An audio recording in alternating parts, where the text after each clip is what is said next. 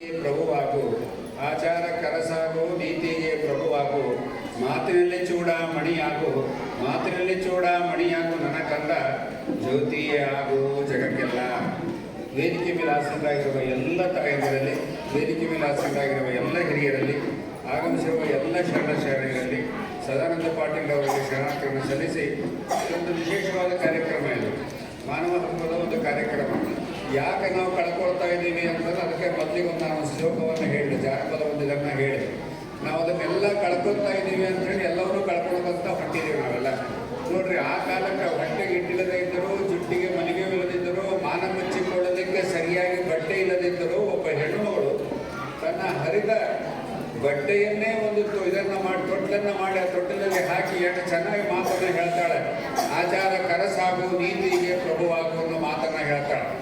ಇದನ್ನು ನಾವು ಬಿಟ್ಕೊತಾ ಬಂದು ನಮ್ಮವರು ಏನು ಒಂದು ಹಿರಿಯತನವನ್ನು ಒಂದು ಕೊಟ್ಟಿದ್ರು, ಈ ಭಾರತಕ್ಕೆ ಒಂದು ವ್ಯವಸ್ಥೆಯನ್ನು ಕೊಟ್ಟಿದ್ರು, ಬದುಕಲಿಕ್ಕೆ ಒಂದು ವ್ಯವಸ್ಥೆಯನ್ನು ಕೊಟ್ಟಿದ್ರು. ಅದನ್ನು ಸ್ವಾತಂತ್ರ್ಯ ಬಂದ ಮೇಲೆ ಬಹಳಷ್ಟು ಕಳ್ಕೊಳ್ತಾ ಬಂದಿದ್ದೀವಿ ನಾವೆಲ್ಲ ಈಗ. ಆದರೆ ನಮಗೆ ಸಂವಿಧಾನವನ್ನು ಬಹಳ ತುಂಬ ಚೆನ್ನಾಗಿ ರಚನೆ ಮಾಡಿಕೊಟ್ರು ಅವರು. ಅಂದರೆ ಈ 18 ತಾಸು ಅಭ್ಯಾಸವನ್ನು ಮಾಡಿ ನಮ್ಮ ಬದುಕು ಹೇಗಿರಬೇಕು ಅನ್ನೋದನ್ನು ಮಾಡಿಕೊಟ್ಟು ಬಂದರೆ, ಆ ಸಂವಿಧಾನವನ್ನೇ ಉಲ್ಟಾ ಮಾಡಿ ಬದುಕ್ತಕ್ಕಂಥ ವ್ಯವಸ್ಥೆಯಲ್ಲಿ ನಾವು ಬಂದದ್ರಿಂದ ಇವತ್ತು ನಮ್ಮ ಸಮಸ್ಯೆಗಳು ಹೆಚ್ಚಾಗ್ತಕ್ಕಂಥ ವ್ಯವಸ್ಥೆಗಳು ಬರ್ತಾವೆ. ಅದಕ್ಕಿಂತ ಬಡತನ ಇದ್ದರೂ ಸಹಿತ ನಾವು ಬದುಕ್ತಕ್ಕಂಥ ವ್ಯವಸ್ಥೆಯಲ್ಲಿ ನಾವು ಬಂದಿದ್ದೇವೆ. ಇದು ಬಡತನ ಅನ್ನೋದು ಈಗಿನದಲ್ಲ. ಸ್ವಲ್ಪ ನಾವು ಅಂಬೇಡ್ಕರ್ ಕಡೆ ಹೋದರೆ ಒಂದೇ ಒಂದು ಘಟನೆಯನ್ನು ಹೇಳ್ತೀನಿ ನಿಮಗೆ. ಎಷ್ಟು ಸಮಸ್ಯೆ ಅಂತಂದ್ರೆ, ಅವರಿಗೆ ಮಕ್ಕಳಿರ್ತಾರೆ, 2-3 ಮಂದಿ ಮಕ್ಕಳಿರ್ತಾರೆ. ಅದರಲ್ಲಿ ಒಬ್ಬ ಹುಡುಗನಿಗೆ ಜ್ವರ ಬರ್ತಾವೆ, ಭಾಳ ತ್ರಾಸಾಗುತ್ತೆ. ಡಾಕ್ಟರ್ ಕಡೆ ತೊಗೊಂಡು ಹೋಗ್ತಾರೆ. ಇಷ್ಟು ರೊಕ್ಕವನ್ನು ಕೊಟ್ಟರೆ ಇವರಿಗೆ ಔಷಧಿಯನ್ನು ಕೊಡ್ತೀನಿ ಅಂತಂತಾರೆ. ಆದರೆ ರೊಕ್ಕವನ್ನು ಕೊಡಲಿಕ್ಕೆ ರೊಕ್ಕ ಇರೋದಿಲ್ಲ ಅವರಿಗೆಲ್ಲ. ತಿರುಗಿ ಮನೆಗೆ ಕರ್ಕೊಂಡು ಬರ್ತಾರೆ, ಹುಡುಗ ಗಂಗಾಧರ ಅಂತಂತ ಹೇಳಿ. ಆ ಹುಡುಗನನ್ನು ಕರ್ಕೊಂಡು ಬಂದರೆ ಆ ಹುಡುಗ ಮನೆಯಲ್ಲಿ ಬರ್ತಾನೆ. ಬಂದ ಮೇಲೆ ಕೆಲವೇ 2-3 ದಿವಸದಲ್ಲಿ ಹುಡುಗ ತೀರಿಕೊಡ್ತದೆ. ಯಾಕಂದರೆ ರೊಕ್ಕ ಔಷಧಿ ಕೊಡೋಕ್ಕೂ ಸಹಿತ ಅವ್ರ ಕೈಯಾಗ ರೊಕ್ಕ ಇದ್ದಿಲ್ಲ ಅಂಬೇಡ್ಕರ್ ಅವ್ರಿಗೆ ಆ ಕಾಲಕ್ಕೆ. ಆಮೇಲೆ ತೀರಿಕೊಂಡ ಮೇಲೆ ಸುತ್ತಮುತ್ತ ಮನೆಯವರೆಲ್ಲ ಬರ್ತಾರೆ. ಬಂದು ಆ ಹುಡುಗನಿಗೆ ಒಂದು ಬಿಳೆ ಬಟ್ಟೆಯನ್ನು, ಒಂದು ಹೊಸ ಬಟ್ಟೆಯನ್ನು ಸುತ್ತಬೇಕು. ಅದಕ್ಕೆ ಬಟ್ಟೆ ಬೇಕಾಗತ್ತೆ, ರೊಕ್ಕ ಕೊಡ್ರಿ ಅಂತ ಕೇಳಿದಾಗ ಅದನ್ನು ಕೊಡಲಿಕ್ಕೂ ಅವ್ರ ಕಡೆಗೆ ರೊಕ್ಕ ಇರೋದಿಲ್ಲ. ಇಲ್ಲಪ್ಪ, ನನ್ನ ಕಡೆಗೆ ರೊಕ್ಕ ಇಲ್ಲ ಅಂತ ಒಂದು ಮಾತನ್ನು ಹೇಳ್ತಾರೆ. ಅಲ್ಲೇ ನಿಂತಂಥ ರಮಾಬಾಯಿ ಅವರ ಮನೆಯವರು ಆ ಮಾತನ್ನು ಕೇಳ್ತಾರೆ. ಅವರ ಲಗ್ನದಲ್ಲಿ ಬಂದಂಥ ಸೀರೆ, ಹೊಸ ಸೀರೆಯನ್ನು ಹಾಗೆ ಇಟ್ಟಿರ್ತಾರೆ. ಅದನ್ನೇ ತಂದು ಕೊಟ್ಟು ಅದನ್ನೇ ಹರಿದು ಮಗುವಿಗೆ ಸುತ್ತಿ ಮುಂದೆ ಶವ ಸಂಸ್ಕಾರವನ್ನು ಮಾಡ್ತಕ್ಕಂಥ ವ್ಯವಸ್ಥೆಯನ್ನು ಮಾಡ್ತಾರೆ. ಅದಕ್ಕೆ ಅವ್ರು ಏನು ಮಾಡಿದರು ಅಂತಂದರೆ, ಈ ದೇಶದಲ್ಲಿ ಮುಂದೆ ಬಡತನ ಇರಬಾರ್ದು, ತೊಂದರೆ ಇರಬಾರ್ದು, ಜನರಿಗೆ ಕಲ್ಯಾಣ ಇರಬೇಕು ಅಂತಂತ ಹೇಳಿ 18 ತಾಸು ಅಭ್ಯಾಸವನ್ನು ಮಾಡಿ ಇದನ್ನು ಕೊಡ್ತಕ್ಕಂಥ ಹಕ್ಕುಗಳನ್ನು ಕೊಡ್ತಕ್ಕಂಥ ಕೆಲಸವನ್ನು ಮಾಡಿದರು. ಆ ಹಕ್ಕುಗಳನ್ನು ನಾವು ಎಷ್ಟು ಉಪಯೋಗ ಮಾಡಿಕೊಂಡಿದ್ದೀವಿ, ಎಷ್ಟು ಜನ ನಮ್ಮವರೆಲ್ಲ ಇಡೀ ತಮ್ಮ ಜೀವನವನ್ನೇ ಅದಕ್ಕೆ ಕೊಡ್ತಕ್ಕಂಥ ವ್ಯವಸ್ಥೆಯನ್ನು ಮಾಡಿದರು ಅಂತ ಹೇಳಿದರೆ JP ಅಂತ ಆಗಿ ಹೋಗ್ತಾರೆ. ಜಯಪ್ರಕಾಶ್ ನಾರಾಯಣ್ ಅಂತ ಭಾಳಷ್ಟು ಜನ ನೀವೆಲ್ಲ ಕೇಳಿದ್ದೀರಿ, ಅದನ್ನು ಮರ್ತಿರ್ಬೋದು. ಅವರು ಭಾಳ ಬಡತನ, ಇಂಗ್ಲೆಂಡಕ್ಕೆ ಹೋಗ್ಬೇಕಾಗತ್ತೆ. ಭಾಳ ಹುಡುಗ, ಶಾಣೆ ಹುಡುಗ, ಭಾಳ ಶಾಣೆ. ನಾನು ವಕೀಲಿಕೆ ಕಲಿತೀನಿ ಅಂತ ನಲ್ಲಿ ಹೋಗ್ತಾರೆ. ಅವರು ಹೋಗ್ಬೇಕಾದ್ರೆ ರೊಕ್ಕ ಇರೋದಿಲ್ಲ. ಹಳ್ಳಿಯವರೆಲ್ಲ ರೊಕ್ಕ ಹಾಕಿ ಅವ್ರನ್ನ ಕಳಿಸ್ಕೊಡ್ತಾರೆ. ಲಂಡನ್ಗೆ ಹೋಗ್ತಾರೆ. ಲಂಡನ್ಗೆ ಹೋಗಿ ಅಲ್ಲಿ ಯಾರ್ದೋ ಮನೆಯಲ್ಲಿ ಕಸ ಮುಸುರೆ ತೊಳೆಯೋದು, ಒರೆಸೋದು, ಮಾಡೋದು ಮಾಡಿ ಅದೇ ರೊಕ್ಕದಾಗ ಬ್ಯಾರಿಸ್ಟರ್ ಆಗ್ತಾರೆ. ಲಾಸ್ಟಕ್ಕೆ ಕೊನೆಯ ಒಂದು ವರ್ಷ ಇರ್ತದೆ, ಅವರೆಲ್ಲ ಮನೆಯಿಂದ ಹೊರಗೆ ಹಾಕ್ತಾರೆ. ಇವನು ಭಾರತವ ಬೇಡ ಅಂತ ಹೇಳಿ ಒಂದು ಹೊರಗೆ ಹಾಕ್ತಾರೆ. ಅದಕ್ಕೆ ಅವರು ಹುಡುಕಾಡ್ಕೊಂತ ಹೋಗ್ತಾರೆ ನೌಕರಿಯನ್ನು. ಕೊನೆಗೆ ಕಸಾಯಿ ಖಾನೆಯಲ್ಲಿ ನೌಕರಿ ಸಿಗ್ತದೆ. JP ಅವರ ಕಸಾಯಿ ಖಾನೆಯಲ್ಲಿ ನೌಕರಿಯನ್ನು ಮಾಡಿ ತಿರುಗಿ ಬ್ಯಾರಿಸ್ಟ್ರಾಗಿ ಪಾಸಾಗಿ ಇಂಡಿಯಾಗೆ ಬರ್ತಾರೆ. ಇಂಡಿಯಾಗೆ ಬಂದಾಗ ಅವರಿಗೆ ಅವರ ಹೆಂಡತಿ ಲಗ್ನ ಆಗಿರುತ್ತೆ, ಚಿಕ್ಕ ವಯಸ್ಸಿನಲ್ಲೇ ಲಗ್ನ ಆಗಿರ್ತದೆ. ಹೋಗ್ಬೇಕಾದ್ರೆ ಸಬರಮತಿ ಆಶ್ರಮದಲ್ಲಿ ಬಿಟ್ಟು ಹೋಗಿರ್ತಾರೆ ಗಾಂಧೀಜಿಯವರು ಕೂಡ. ಇಲ್ಲಿ ಬಂದ ಮೇಲೆ ಕುತ್ಕೊಂಡು ಇಲ್ಲಿ ಎಲ್ಲ ಪರಿಸ್ಥಿತಿಯನ್ನು ಗಾಂಧೀಜಿಯವರು ಕೂಡ ಚಿಂತನೆ ಮಾಡ್ತಾರೆ. ಚಿಂತನೆ ಮಾಡಿ ಗಂಡ ಹೆಂಡತಿ ಇಬ್ಬರೂ ಕುತ್ಕೊಂಡು ಒಂದು ಮಾತನ್ನು ಹೇಳ್ತಾರೆ, ಮುಂದೆ ನಮಗೆ ಮಕ್ಕಳು ಬೇಡ, ಭಾರತದ ಎಲ್ಲ ಮಕ್ಕಳು ನಮ್ಮ ಮಕ್ಕಳೇ, ನಿಮ್ಮ ಜೊತೆಯಲ್ಲಿ ಭಾರತದಲ್ಲಿ ನಾನು ಕೆಲಸ ಮಾಡ್ತೀನಿ ಅಂತೇಳಿ ಗಂಡ ಹೆಂಡತಿ ಇಬ್ಬರು ಕೊನೆಯವರೆಗೆ ಮಕ್ಕಳಿಲ್ಲದೆ ದೇಶಕ್ಕಾಗಿ ಕೆಲಸ ಮಾಡಿದಂಥ ಜನ ಈ ದೇಶದಲ್ಲಿ ಆಗಿ ಹೋಗಿದ್ದಾರೆ. ಆದರೆ ನಾವು ಇವತ್ತು ಆ ಹಕ್ಕುಗಳನ್ನು ಎಷ್ಟು ಚೆನ್ನಾಗಿ ಅವ್ರು ಕೊಟ್ಟು ಹೋಗಿದ್ದಾರೆ. ಆ ಹಕ್ಕುಗಳನ್ನು ನಾವು ಎಷ್ಟು ಚೆನ್ನಾಗಿ ಉಪಯೋಗ ಮಾಡಿಕೊಳ್ತಿದ್ದೀವಿ ಅಂದರೆ ಭಾಳಷ್ಟು ಕೇಸುಗಳನ್ನು ನೋಡ್ತೇವೆ ನಾವು. ಹೇಳಿದ್ರು ಅವರೆಲ್ಲ ಭಾಳಷ್ಟು ಎಲ್ಲರೂ ತುಂಬ ಚೆನ್ನಾಗಿ ಹೇಳಿರಲ್ಲ. ಎಷ್ಟು ಕೇಸುಗಳು ಅಂದರೂ ಬೆಂಗಳೂರು ಒಂದಕ್ಕೆ ಗಂಡ ಬೇಡ ಅನ್ನೋ ಕೇಸುಗಳು ಒಂದು 10,000 ಇದಾವೆ. ಹೆಂಡತಿ ಬೇಡ ಅನ್ನೋ ಕೇಸು 11,000 ಇದಾವೆ ಸದ್ಯಕ್ಕೆ ಬೆಂಗಳೂರಾಗ. ಇನ್ನು ಇಡೀ ನಾವು ಕರ್ನಾಟಕ ಎಲ್ಲ ಹುಡುಕಾಡಿದ ಎಷ್ಟು ಸಿಗ್ತಾವೋ ಗೊತ್ತಿಲ್ಲ. ಅಂದರೆ ಇದೆಲ್ಲ ಕಲ್ತವ್ರು ಯಾರು ಮಾಡಿದ್ರು ಕಲ್ತವ್ರೇ ಹಕ್ಕುಗಳನ್ನು ಮುರಿಯುವಂಥ ಕೆಲಸವನ್ನು ನಾವು ಮಾಡ್ಕೊಳ್ತಾ ಬರ್ತಾ ಇದ್ದೀವಿ. ನಮಗೆ ಭಾಳಷ್ಟು ಅರಿವಿಲ್ಲ, ಸ್ವಾಭಿಮಾನ, ಅತಿಯಾದ ದ್ವೇಷ, ಅತಿಯಾದ ಪ್ರೀತಿ ಇಲ್ಲಾರದೇ ಇರ್ತಕ್ಕಂಥದ್ದು ಎಲ್ಲದೂ ನಮಗೇ ಬೇಕು ಅನ್ನೋ ಒಂದು ವಾತಾವರಣ ನಾವು ನಿರ್ಮಾಣ ಮಾಡಿಕೊಂಡಾಗ ನಮ್ಮನ್ನೇ ನಾವು ಹಾಳು ಮಾಡಿಕೊಳ್ತಕ್ಕಂಥ ವ್ಯವಸ್ಥೆಯಲ್ಲಿ ಬರ್ತೇವೆ. ಅದಕ್ಕೆ ನಮ್ಮ ಹಿರಿಯರು ಭಾಳಷ್ಟು ಕೆಲಸವನ್ನು ಮಾಡಿಕೊಟ್ಟು ಹೋದರು. ನಮ್ಮ ನಿಷ್ಠೆಯನ್ನು ನಾವು ಕಳ್ಕೊಂಡಿದ್ವಿ. ನಿಮಗೆಲ್ಲ ಗೊತ್ತು, ಭಾಳಷ್ಟು ಜನರಿಗೆಲ್ಲ ಗೊತ್ತು. ಅಹಲ್ಯಾಬಾಯಿ ಅಂತ ಆಗಿ ಹೋಗ್ತಾಳೆ. ಭಾಳ ಅದ್ಭುತವಾದ ಒಬ್ಬ ಹೆಣ್ಣುಮಗಳು. ಒಂದು ಕಾಲಕ್ಕೆ ಬಾಲ್ಯ ವಿವಾಹವನ್ನು ಬಂದ್ ಮಾಡ್ತಾಳೆ, ವಿಧವಾ ವಿವಾಹವನ್ನು ಮಾಡ್ತಾಳೆ. ಇವೆಲ್ಲ ಆಕೆ ಜೀವನವನ್ನು, ಇತಿಹಾಸವನ್ನು ಓದಿದರೆ ನಾವಿವತ್ತು ಸಂವಿಧಾನದಲ್ಲಿ ಏನು ಬಂದರೂ ಅದೆಲ್ಲವನ್ನು ಮಾಡಿದಂಥ ನಮ್ಮ ಹೆಣ್ಮಕ್ಳು ಆ ಕಾಲಕ್ಕೆ ಇದ್ದಾರೆ. ಒಂದು ಅವರ ರಾಜ್ಯದಲ್ಲಿ ಒಂದು ಪ್ರಸಂಗ ಆಗ್ತದೆ. ಮಲ್ಲಾರಿ ರಾವ್ ಅಂತ ಇರ್ತಾರೆ, ಅವ್ರ ಮಾವ. ಇನ್ನು ಇವಾಗ ಲಗ್ನ ಆಗಿರೋದಿಲ್ಲ. ಆ ರಾಜ್ಯವನ್ನು, ಸಣ್ಣ ರಾಜ್ಯವನ್ನು ಆಳ್ತಾ ಇರ್ತಾನೆ. ಆಳ್ತಾ ಇರಬೇಕಾದ್ರೆ ಆರ್ಥಿಕತೆ ತೊಂದರೆ ಬರ್ತದೆ. ಆ ರಾಜ್ಯದ ಆರ್ಥಿಕತೆ ತೊಂದರೆ ಬರ್ತದೆ. ಭಾಳಷ್ಟು ಜನ ಹೇಳ್ತಾರೆ ಏನು ಮಾಡಬೇಕು ಅಂತಂದಾಗ, ಇಲ್ಲ ಇಲ್ಲಿ ನಮ್ಮೂರಲ್ಲಿ ಒಬ್ಬ ಭಾಳ ಶಾಣೆ ಇದ್ದಾನೆ, ರೈಕಾ ಅಂತ ಹೇಳಿ ಒಬ್ಬ ಒಳ್ಳೆಯ ಶಾಣೆ ಇದ್ದಾನೆ, ಆರ್ಥಿಕತೆಯಲ್ಲಿ ಭಾಳ ಉತ್ತಮವಾದ ಮನುಷ್ಯ, ಅವನನ್ನು ತಂದು ಆ ಜಾಗಕ್ಕೆ ಕೂಡಿಸ್ರಿ, ಆರ್ಥಿಕ ಜಾಗಕ್ಕೆ ಕೂಡಿಸ್ರಿ ಅಂತ ಹೇಳಿದಾಗ ಕರೆಸ್ತಾನೆ. ಕರೆಸಿ ಅವನ್ನೆಲ್ಲ ಇಂಟ್ರ್ಯೂ ತಗೋತಾನೆ. ಇಂಟ್ರ್ಯೂ ತಗೊಂಡು ಅವನಿಗೆ ಕೊಟ್ಟಾಗ ಅವನು ನೋಡಿ ಎಷ್ಟು ವ್ಯವಸ್ಥಿತವಾಗಿ ಮಾಡ್ತಾನೆ ಅಂದರೆ, ಅಷ್ಟು ಆರ್ಥಿಕವಾಗಿ ತೊಂದರೆ ಇದ್ದಂಥ ಆ ರಾಜ್ಯವನ್ನು ಕೇವಲ 4 ವರ್ಷದಲ್ಲಿ ಆರ್ಥಿಕತೆಯಲ್ಲಿ ಭಾಳ ಸ್ಟ್ಯಾಟ್ ಆಗ್ತಕ್ಕಂಥ ವ್ಯವಸ್ಥೆಯನ್ನು ಮಾಡ್ತಾನೆ. ಅದು ಕೆಲವೊಬ್ಬರಿಗೆ ಹೊಟ್ಟೆ ಕಿಚ್ಚು ಬರ್ತದೆ. ಅವರ ಮೇಲೆ ಭಾಳಷ್ಟು ಅಪವಾದವನ್ನು ಕೊಡಲಿಕ್ಕೆ ಪ್ರಾರಂಭ ಮಾಡ್ತಾರೆ. ಕಾರಣ ಏನು ಅಂತಂತ ಹೇಳಿದರೆ, ಅವನು ರಾಜ್ಯದಿಂದ ಬರಬೇಕಾದ್ರೆ, ರಾಜ್ಯವನ್ನು ಬಿಟ್ಟು ಕೆಲಸವನ್ನು ಮುಗಿಸಿ ಹೋಗಬೇಕಾದ್ರೆ ಒಂದು ಗುಡಿಸಲಿರ್ತದೆ. ಆ ಗುಡಿಸಲು ಒಳಗೆ ಹೋಗಿ ಅವನ ನಂತರ ಮನೆಗೆ ಹೋಗ್ತಾನೆ. ಆಮೇಲೆ ಮನೆಯಿಂದ ಬರಬೇಕಾದ್ರೆ ಆ ಗುಡಿಸಲು ಒಳಗೆ ಹೋಗಿ ಅವನಿಗೆ ಆ ರಾಜ್ಯಕ್ಕೆ ಬರ್ತಾನೆ. ಇದು ಬಹಳ ಆಶ್ಚರ್ಯ ಆಗ್ತಿರುತ್ತೆ ಎಲ್ಲರಿಗೂ. ಏನಾಗುತ್ತೆ ಅಂದರೆ, ಇವನೇನೋ ಅಲ್ಲಿದ್ದಾನೆ, ರಾಜ್ಯದ ಬಂಗಾರವನ್ನು ಎಲ್ಲ ತೊಗೊಂಡೋಗಲ್ಲಿದ್ದಾನೆ ಅಂತೇಳಿ ಅವನ ಮೇಲೆ ಚಾಡಿ ಹೇಳ್ತಾರೆ. ಬೇಕಾದಷ್ಟು ಚಾಡಿ ಹೇಳ್ತಾರೆ.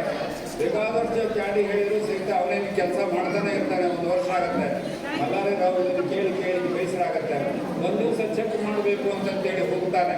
ನಡಿ ಅಂತೇಳಿ ಅವನು ಕರ್ಕೊಂಡು ಅದೇ ಗುಡಿಸಲಿಗೆ ಹೋಗ್ತಾನೆ. ಇಲ್ಲಿ ಯಾಕೆ ಬಂದ್ರಿ ನೀವು ಅಂತಾನೋ. ರಾಯ್ಕ ಇಲ್ಲಿ ಯಾಕೆ ಬಂದ್ರಿ? ಇಲ್ಲಪ್ಪ, ನಿನ್ನ ಮೇಲೆ ಹಿಂಗೆಲ್ಲ ಅಪವಾದದ, ಅಲ್ಲಿ ಒಳಗೇನಿಟ್ಟಿಯ ಬಾ ತೋರಿಸುವ.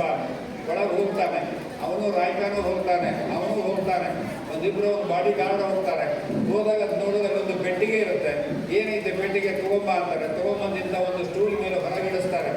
ಹೊರಗಿಡಿಸಿದಾಗ ಪೆಟ್ಟಿಗೆ ಏನೈತೆ ತೆಗಿ ಅಂತಂದಾಗ ಆ ಪೆಟ್ಟಿಗೆಯನ್ನು ತೆಗಿತಾನೆ. ತೆಗೆದ ಮೇಲೆ ಅದರೊಳಗೆ 2 ಅಂಗಿ ಇರುತ್ತಾವೆ. ಆ ಅಂಗಿಗಳನ್ನು ತೆಗೆದು ತೋರಿಸ್ತಾನೆ. ಅಂಗಿಗಳನ್ನು ತೆಗೆದು ತೋರಿಸಿದಾಗ ಎಲ್ಲರಿಗೂ ಆಶ್ಚರ್ಯ ಆಗ್ತದೆ. ನಾವೇನೋ ಬೆಳ್ಳಿ ಬಂಗಾರ ಭಾಳಷ್ಟು ತಂದಿಟ್ಟಾನೆ ಅಂತ ನಾವು ಮಾಡ್ಕೊಂಡಿದ್ದು, ಒಂದು ಹಳೆ ಅಂಗಿಯನ್ನು ತಂದಿಟ್ಟಿದ್ದಾನೆ. ನೀವು ಹಳೆ ಅಂಗಿಯನ್ನು ತೋರಿಸ್ತೀಯಲ್ಲ, 2 ಅಂಗಿಯನ್ನು ತೋರಿಸ್ತೀಯಲ್ಲ ಅಂತ ಕೇಳ್ತಾರೆ. ಆವಾಗ ಅವನೊಂದು ಮಾತನ್ನು ಹೇಳ್ತಾನೆ, ನೀವು ರಾಜ್ಯದ ಬೊಕ್ಕಸವನ್ನು ಚಲೋ ಮಾಡಬೇಕು ಅಂತ ನನ್ನ ಕಡೆ ಅಧಿಕಾರವನ್ನು ಕೊಟ್ಟಿದ್ರಿ. ನಾನು ಬರಬೇಕಾದ್ರೆ ಯಾವ ಅಂಗಿಯನ್ನು ತೊಟ್ಟುಕೊಂಡು ಬಂದಿದ್ದೆ ಆ ಅಂಗಿಯನ್ನು ನಾನು ಅಲ್ಲಿ ಪ್ರಿಸರ್ವ್ ಮಾಡಿಟ್ಟಿದ್ದೇನೆ.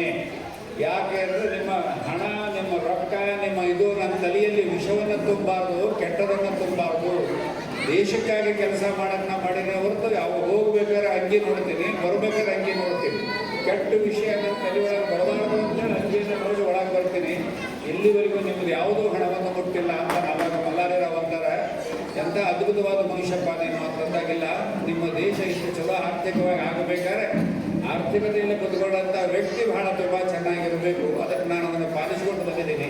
ನಾನು ಎಷ್ಟೈತೋ ಅಷ್ಟು ಸೇವೆಯನ್ನು ಮಾಡಿದ್ದೀನಿ ಅಂತಂದಾಗ ರಾಜನೇ ಕೈ ಮುಗಿದು ಅವನಿಗೆ ಮತ್ತೆ ಅಧಿಕಾರವನ್ನು ಕೊಡ್ತಕ್ಕಂಥ ಕೆಲಸವನ್ನು ಮಾಡ್ತಾರೆ. ಇಂಥವೆಲ್ಲ ಕಳ್ಕೊತ ಬರ್ತಾ ಇದ್ದೀವಿ ನಾವೀಗ. ನೈತಿಕತೆಯನ್ನು ನಾವು ಕಳ್ಕೊತ ಬರ್ತಾ ಇದ್ದೀವಿ. ಇಂಥ ಎಷ್ಟು ಬೇಕು ಎಲ್ಲ ಒಟ್ಟು ನೀವು ಸ್ವಲ್ಪ ನೀವು ಹೀಗೆ ನಮ್ಮ ಹೋಳ್ಕರ್ ಬಾಯಿ ಕಡೆ ಹೋದ್ರಿ ಅಂತ ಹೇಳಿದರೆ, ಗಂಡ ಕುಡುಕಾಗಿರ್ತಾನೆ. ಕುಡುಕಾದ ಗಂಡವನ್ನು ಸಂಪೂರ್ಣವಾಗಿ ತಿರ್ತಕ್ಕಂಥ ವ್ಯವಸ್ಥೆಯನ್ನು ಮಾಡ್ತಾಳೆ. ಮಗ ಸಾಯ್ತಾನೆ, ಗಂಡ ಸಾಯ್ತಾನೆ, ಮಲ್ಲಾರಿ ರಾವ್ ಸಾಯ್ತಾರೆ. ಇಷ್ಟೆಲ್ಲ ಸತ್ರು ಸಹಿತ ಇಡೀ ರಾಜ್ಯವನ್ನು ಎಲ್ಲಿಂದ ಅಂದರೆ ನಿಮ್ಮ ಕೇದಾರದಿಂದ ಹಿಡಿದು ರಾಮೇಶ್ವರದವರೆಗೆ ಎಲ್ಲ ಕಡೆ ದೇವಾಲಯಗಳನ್ನು ಕಟ್ಟಿಸ್ತಕ್ಕಂಥ ಕೆಲಸಗಳ ಜೊತೆಗೆ ಅಲ್ಲಿ ಹೋದಂಥ ಜನರಿಗೆ ಎಷ್ಟು ವ್ಯವಸ್ಥೆ ಅಂತಂದ್ರೆ ಅನ್ನ ಸಂತರ್ಪಣೆ ಸಿಗಬೇಕು, ಉಳ್ಕೊಳ್ಳಲಿಕ್ಕೆ ವ್ಯವಸ್ಥೆಗಳಾಗಬೇಕು. ಇದು ನಾವು ಮಾಡ್ತಕ್ಕಂಥ ಕೆಲಸ. ಇದು ಹಕ್ಕುಗಳನ್ನು ಉಪಯೋಗ ಮಾಡಿಕೊಳ್ತಕ್ಕಂಥ ಕೆಲಸ. ನಾವು ಅಂಥ ಹಕ್ಕುಗಳನ್ನು ಉಪಯೋಗ ಮಾಡಿಕೊಳ್ಳೋದು ದುರುಪಯೋಗ ಮಾಡಿಕೊಳ್ತಿದ್ದೀವಿ ಅಂತಂತ ಹೇಳಿ ಅಮ್ಮವ್ರು ಹೇಳಿದಂಗೆ ರಾತ್ರಿ 12 ಗಂಟೆ ಆಯ್ತು 10 ಗಂಟೆ ಆಯ್ತಂದ್ರೂ ಒಬ್ಬ ಹೆಣ್ಮಗಳು ಅಡ್ಡಾಡೋದು ಭಾಳ ಕಷ್ಟದ ಇರುತ್ತಲ್ಲ, ಇಲ್ಲ ಅಂತಲ್ಲ. ಇದನ್ನು ಗಾಂಧೀಜಿಯವರು ಹೇಳ್ತಿದ್ರು. ನಮ್ಮ ದೇಶದಲ್ಲಿ ಅವರ ಲೈಫ್ ಹಿಸ್ಟ್ರಿ ಒಳಗೆ ಬರ್ತದೆ, ನಮ್ಮ ದೇಶದಲ್ಲಿ ಯಾವಾಗ ಹೆಣ್ಣು ಮಗಳು ರಾತ್ರಿ 12 ಗಂಟೆಗೆ ಏಕಾಂಗಿಯಾಗಿ ಅಡ್ಡಾಡ್ತಾಳೆ ಆವಾಗ ನಿಜವಾಗ ಸ್ವಾತಂತ್ರ್ಯ ಬಂದದೆ ಅಂತ ತಿಳ್ಕೊಳ್ತೀನಿ ಅಂತ ಗಾಂಧೀಜಿಯವರೇ ಬಂದದನ್ನೆಲ್ಲ ಅವತ್ತು. ಇಂಥ ಒಂದು ವ್ಯವಸ್ಥೆ ಬರಬೇಕು ಅಂತಂತ ಹೇಳಿ ನಮ್ಮ ಸದಾನಂದ ಗೌಡರು ಭಾಳ ತುಂಬ ಚೆನ್ನಾಗಿ ಕೆಲಸವನ್ನು ಮಾಡೋದಂದರೆ ಸುಮಾರು 400 ಜನ 500 ಜನರಿಗೆ ವ್ಯಾಜ್ಯವನ್ನು ಮುಗಿಸಿದ್ದಾರೆ. ಇದು ಭಾಳ ದೊಡ್ಡ ದೇವರ ಕೆಲಸ. ಭಾಳ ದೇವ್ರ ಪೂಜೆ ಮಾಡ್ತೀವಲ್ಲ, ನಾವೆಲ್ಲ ಒಂದರ ದೇವ್ರು ಮಾತಾಡ್ಯವು ನಿಮ್ಮ ಕೂಡ, ಯಾವಾರ ದೇವ್ರು ಮಾತಾಡ್ಯವು? ಯಾವ ಮಾತಾಡಿಲ್ಲ, ಯಾವ ಲಿಂಗನೂ ಮಾತಾಡಿಲ್ಲ, ಯಾವುದೋ ಮಾತಾಡಿಲ್ಲ. ಆದರೆ 400 ಜನ 500 ಜನ ಏನು ಕೇಸನ್ನು ಮುಗಿಸಿದಾರಲ್ಲ ಅವರು ಸಾಯೋವರೆಗೂ ನೆನೆಸ್ತಾರೆ ನಿಜವಾದ ದೇವರು ಸದಾನಂದ ಪಾಟೀಲ್. ಅಂದರೆ ಇದು ನಾವು ಮಾಡ್ತಕ್ಕಂಥದ್ದು. ನಮ್ಮ ಜೀವನದಲ್ಲಿ ಒಬ್ಬ ವ್ಯಕ್ತಿಯನ್ನು ನಾವು ಚಲೋ ಮಾಡಿದರೆ ಸಾಕು, ನಮ್ಮ ಜೀವನ ಮುಕ್ತಿ ಆಗುತ್ತೆ, ನಮ್ಮ ಮುಕ್ತಿ ಆಗುತ್ತೆ. ಸತ್ತ ಮೇಲೆ ನಾವು ನೀರು ಕೊಟ್ಟರು, ಸತ್ತ ಮೇಲೆ ಪೀಠ ಕೊಟ್ಟರು, ಸತ್ತ ಮೇಲೆ ಗಣಾರಾಧನೆ ಮಾಡಿದರು, ಅದರಿಂದ ಎಂದೂ ಮುಕ್ತಿ ಆಗುವುದಿಲ್ಲ. ಇದ್ದಾಗ ನಾವು ಏನು ಕೆಲಸವನ್ನು ಮಾಡಿ ಅವರು ಬಂದು ನಮ್ಮನ್ನು ಪ್ರೀತಿಯಿಂದ ಕಂಡು ಮಾತನಾಡಿಸಿ ನಮ್ಮ ಕೆಲಸದಲ್ಲಿ ಭಾಗಿಗಳಾಗಿ ಏನು ಹೋಗ್ತಾರಲ್ಲ ಅದನ್ನು ನೋಡಿ ನಿಮಗೆ ಖುಷಿ ಆಗುತ್ತಲ್ಲ, ಅದು ನಿಜವಾದ ಮುಕ್ತಿ. ಅದನ್ನು ಹೇಳೋದು. ಅದಕ್ಕೆ ಅವ್ರು ಹೇಳಿದರು ಜ್ಞಾನ ದೇವತು ಕೈವಲ್ಯಂ ಅಂದರು. ಅವರು ಅಂದರೆ ಉಪನಿಷತ್ನಲ್ಲಿ ಈ ಮಾತು ಹೇಳಿದ್ರು, ಜ್ಞಾನ ದೇವತು ಕೈವಲ್ಯಂ ಅಂದರು. ಶರಣರು ಅದಕ್ಕೆ ಕಾಯಕವೇ ಕೈಲಾಸ ಅಂತಂದರು. ತಮ್ಮ ಮೇಲೆ ಹೋದ್ರೆ ಸಿಗೋದಿಲ್ಲ. ಯಾರ್ಯಾರು ಹೋಗ್ಯಾರ, ನಿಮ್ಗೆ ಯಾರ್ಯಾರ ಫ್ಯಾಕ್ಸ್ ಅಥವಾ ಫೋನ್ ಮಾಡಿದ್ದು ಹೇಳ್ರಿ, ಮೊಬೈಲ್ ಗಿಬೈಲ್ ಮಾಡಿದ್ದು ಹೇಳ್ರಿ, ನಾವು ಅದು ಮಾಡ್ತೀವಲ್ಲ ಬಗ್ಗೆ ಅವರು ಸಿಗೋದಿಲ್ಲ. ಇಂಥ ಕಾರ್ಯಕ್ರಮದಲ್ಲಿ ಭಾಗಿಗಳಾದ ಮೇಲೆ 1 ವರ್ಷದಲ್ಲಿ ಒಬ್ಬರಿಗಾದರೂ ನಾವೊಂದು ಒಳ್ಳೆಯದು ಮಾಡಿದೀವಿ ಅಂತಂದರೆ ಅದು ನಮಗೆ ಮುಕ್ತಿ ಸಿಗ್ತಕ್ಕಂಥ ಒಂದು ವ್ಯವಸ್ಥೆ. ಅದನ್ನು ನಮ್ಮ ಸದಾನಂದ ಪಾಟೀಲ್ ಅವರು ಬಹಳ ತುಂಬ ಚೆನ್ನಾಗಿ ಮಾಡಿಕೊಂಡು ಬಂದ್ದಾರೆ ಅಂತಂದೇಳಿ ತುಂಬ 400-500 ಜನ ಅವ್ರ ಜೀವನವನ್ನು ನೆನೆಸಿಕೊಳ್ಳುವಂಥ ಒಂದು ವ್ಯವಸ್ಥೆಗಳಿದೆಲ್ಲ. ಆಗ ನಾವೆಲ್ಲ ಮಾಡ್ಕೊತ ಹೋದ್ವಿ ಅಂದರೆ ಭಾಳಷ್ಟು ಜನ ಮಾಡಿದ್ದಾರೆ. ಈ ಹುಡುಗರನ್ನ ಬಿಡಿಸೋಕೆ ಇಳಕಲ್ಲ ಸ್ವಾಮಿಗಳು, ಆಮೇಲೆ ಧರ್ಮಸ್ಥಳದ ಹೆಗಡೆಯವರು, ಈ ಸುಮ್ಮನೆ ಅವರಿಗೆ ಅಪವಾದಗಳೆಲ್ಲ ಕೆಲಸ, ಒಳ್ಳೆ ಕೆಲಸ ಮಾಡೋರಿಗೆ ಅಪವಾದಗಳು ಬರೋವೆ, ಅದನ್ನು ಹಿಂಜರಿದ್ರೆ ಕೆಲಸ ಆಗೋದಿಲ್ಲ ನಮಗೆ. ಆಮೇಲೆ ಸಿರಿಗೆರೆ ಸ್ವಾಮಿಗಳು, ಭಾಳಷ್ಟು ಜನ ಎಲ್ಲ ಸ್ವಾಮಿಗಳಿಗೆ ಬಿಡುದನ್ನು ಬಿಡಿಸಿದರೆ ನಮ್ಮ ಜನ ತುಂಬ ಚೆನ್ನಾಗಿ ಆಗ್ತಾರೆ ಅನ್ನೋ ಒಂದು ದೃಷ್ಟಿಯನ್ನು ಇಟ್ಟುಕೊಂಡು ಕೆಲಸ ಮಾಡೋದು. ಆ ಹಕ್ಕುಗಳನ್ನು ಹಿಂಗೆ ಉಪಯೋಗ ಮಾಡಿಕೊಂಡು ನಮ್ಮ ಆರ್ಥಿಕತೆಯನ್ನು ಡೌನ್ ಮಾಡಿಕೊಡ್ತಾ ಇದ್ದೀವಿ. ಅದಕ್ಕೆ ನಮ್ಮ ಕಾಯ್ದೆಗಳು ಏನಿದಾವೆ ಚಲೋ ಇದಾವೆ, ಆದರೆ ಇಂಪ್ಲಿಮೆಂಟ್ ಇಲ್ಲ. ಇಲ್ಲಿ ನಾವು ತಪ್ತಾ ಇರೋದು. ಸರಿಯಾಗಿ ಅಧಿಕಾರಿಗಳು ಇಂಪ್ಲಿಮೆಂಟ್ ಮಾಡಿದರೆ ಇವತ್ತು 5 ವರ್ಷದಲ್ಲಿ ನಮ್ಮಲ್ಲಿ ಬಡತನ ಕಡಿಮೆ ಆಗ್ತದೆ. ನಿಮಗೆ ಒಂದು ಉದಾಹರಣೆ ಅಂತಂದರೆ ಭಾಳಷ್ಟು ಜನ ನೀವೆಲ್ಲ ಹೋಗಿ ಬಂದಿದ್ದೀರಿ, ಎಲ್ಲ ಹೊತ್ತು ನೀವೆಲ್ಲ ದೇಶಗಳಿಗೆಲ್ಲ ಹೋಗಿ ಬಂದಿದ್ದೀರಿ. ನೀವೆಲ್ಲ ಸಿಂಗಾಪುರ ಗಂಗಾಪುರ ಹೋಗಿ ಬಂದಿರಿ. ನೀವೆಲ್ಲ ಸಿಂಗಾಪುರಕ್ಕೆ ಹೋದರೆ ನಮ್ಮವರೆಲ್ಲ ಸುಮುಖ ಕಾಯ್ದೆ ಒಳಗೆ ಕೆಲಸ ಮಾಡ್ತಾರೆ, ಯಾರೂ ಕೊಯ್ಕ್ ಅನ್ನೋದಿಲ್ಲ. ನಾವು ಸಿಂಗಾಪುರಕ್ಕೆ ಹೋದಾಗ ನಮ್ಮ ಗಾಡಿ ಮುಂದೆ ರಾಷ್ಟ್ರಪತಿ ಗಾಡಿ ಹೋಗ್ತವೆ, ನಮ್ಮ ಗಾಡಿ ಮುಂದೆ ಪ್ರಧಾನಮಂತ್ರಿ ಗಾಡಿ ಹೋಗ್ತವೆ. 2 ಬುಲೆಟ್ ಅದಾವು, ಹಿಂದೊಂದು ಜೀಪ್ ಅದ, ನಮ್ಮ ಅದ್ರ ಹಿಂದೆ ನಮ್ಗೆ ಬಸ್ ಅದ. ಇಷ್ಟೆಲ್ಲ ಇದ್ರೂ ಸಹಿತ ಅಲ್ಲಿ ಏನು ಗದ್ದಲನೇ ಇಲ್ಲ, ಎಲ್ಲ ಹೋಗ್ತದೆ, ಗದ್ದಲನೇ ಇಲ್ಲ. ಅಷ್ಟು ವ್ಯವಸ್ಥೆ ಅಂದರೆ ಕಾಯ್ದೆ ಕರೆಕ್ಟ್ ಇತ್ತು ಅಂದರೆ, ಎಲ್ಲವೂ ಕರೆಕ್ಟ್ ಇತ್ತು ಅಂದರೆ ನಮ್ಮ ಆರ್ಥಿಕತೆ ತುಂಬ ಚೆನ್ನಾಗಿ ಸುಧಾರಣೆ ಆಗ್ತದೆ. ಹೆದರಿಕೆ ಇರ್ತದೆ, ಮನುಷ್ಯನಿಗೆ ಹೆದರಿಕೆ ಇಲ್ಲ. ಅದಕ್ಕೆ ಅತಿಯಾದ ಸ್ವಾತಂತ್ರ್ಯವನ್ನು ಹೆದರಿಸ್ತಾ ಇದೆ. ದುಬೈಗೆ ಹೋಗ್ರಿ ನೀವು, ಅಲ್ಲೆಲ್ಲ ನಮ್ಮವ್ರು ಕೆಲಸ ಮಾಡ್ತಾರೆ. ಕತ್ತರಿಗೆ ಹೋಗ್ರಿ, ನಮ್ಮ ಹುಡುಗರೆಲ್ಲ ಕೆಲಸ ಮಾಡ್ತಾವೆ. ಕೇಳಿದೆವ್ರನ್ನ ಹೆಂಗ್ರು ಹೋಗಿ ಅಂತ ಕೇಳಿದೆ. ಬದಿಯಲ್ಲಿ ಏನು ಕೆಲಸ ಮಾಡೋದು, ಸೀದಾ ರೂಮ್ ಬರೋದು, ಬೇಕಾದ್ರೆ ಒಂದು ರೂಮಾಗೆ ಎಲ್ಲ ನಾವು ದೇವ್ರು ಮಾಡ್ಕೊಡೋದು, ಎಲ್ಲ ಮಾಡ್ಕೊಳೋದು, ಅದೇ ಆರಾಮ ಅಡ್ಡಾಡೋದು ಇಷ್ಟೇ. ಉಳಿದು ಏನಾರು ಕೊಯ್ಕಂದ್ರೆ ನಮ್ಮಲ್ಲಿ ಕೆಲಸ ನಡೆಯೋಂಗಿಲ್ಲ ಅಂತ ಹೇಳಿದ್ರು. ಅಂದರೆ ಇಂಥ ಒಂದು ವೈದ್ಯ ಅಂತಂತೇಳಿ ಇವತ್ತು ಕರ್ನಾಟಕ ಮನೆ ಪೇಪರ್ದಲ್ಲಿ ಬಂದಿದ್ದು, 2 ಜನ ಓದಿರೋ ಗೊತ್ತಿಲ್ಲ, ಒಂದು ಹಳ್ಳಿಗಳಿಲ್ಲ. ಯಾಕೆ ಇಲ್ಲ ಅಂತ ಕೇಳಿದೆ ನಾನು. ಹುಡುಗರಲ್ಲಿ ಕಲ್ತವ್ರು ಬಂದಾಗ ಕೇಳಿದೆ, ಯಾರು ಹಳ್ಳಿಗಳು ಯಾಕಿಲ್ಲ, ಏನಾದ್ರು ಎಲ್ಲಿ ಅಂತ ಕೇಳಿದೆ ನಾನು. ಇಲ್ಲ, ಅವೆಲ್ಲ ದೊಡ್ಡ ಶಾರಾಗಿ ಪರಿವರ್ತನೆ ಆಗಿದವ್ರು ಅಂತ ಹೇಳಿದವರೆಲ್ಲ. ಅಂದರೆ ಎಷ್ಟು ಚೆನ್ನಾಗಿ ಕೆಲಸ ಮಾಡಿದ್ರು. ಕಾಯ್ದೆಗಳು ಎಷ್ಟು ಚೆನ್ನಾಗಿರಬೇಕು, ಜನರ ಮನೋಭಾವಕ್ಕೆ ಎಷ್ಟು ಚೆನ್ನಾಗಿರಬೇಕು, ಇದು ನಾವಿಲ್ಲಿ ನೋಡ್ತಕ್ಕಂಥದ್ದು. ಅದಕ್ಕೋಸ್ಕರವಾಗಿ ಅಂಥ ಒಂದು ವ್ಯವಸ್ಥೆ ನಮ್ಮಲ್ಲಿ ಬರಲಿ ಅಂತಂತ ಹೇಳಿ ನಮ್ಮ ಸದಾನಂದ ಪಾಟೀಲ್ ಅವರು ಆಮೇಲೆ ಅವರ ಟೀಮ್ ಭಾಳ ತುಂಬ ಚೆನ್ನಾಗಿತ್ತು. ಎಲ್ಲ ಚಲೋ ಭಾಷಣಕಾರರೆಲ್ಲ ಕರೆಸಿ ನಮಗೆಲ್ಲ ಮಾರ್ಗದರ್ಶನ ಮಾಡ್ತಕ್ಕಂಥ ಒಂದು ಕೆಲಸವನ್ನು ಮಾಡ್ತಾರೆ. ಈ ಕೆಲಸ ಇನ್ನೂ ತುಂಬ ಚೆನ್ನಾಗಿ ಮುಂದುವರಿಲಿ. ಅವರಿಗೆಲ್ಲ ದೇವರು ಹೆಚ್ಚಿನ ಶಕ್ತಿಯನ್ನು ಆರೋಗ್ಯವನ್ನು ಕೊಡಲಿ ಅಂತಂತ ಹೇಳ್ತಾ 2 ಮಾತುಗಳಿಗೆ ವಿರಾಮ ಕೊಡ್ತಾ ಇದ್ದಾರೆ.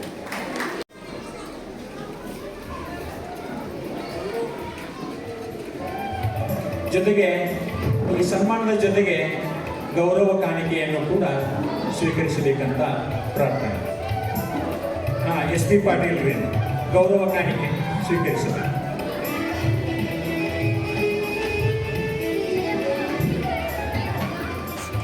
Side sir side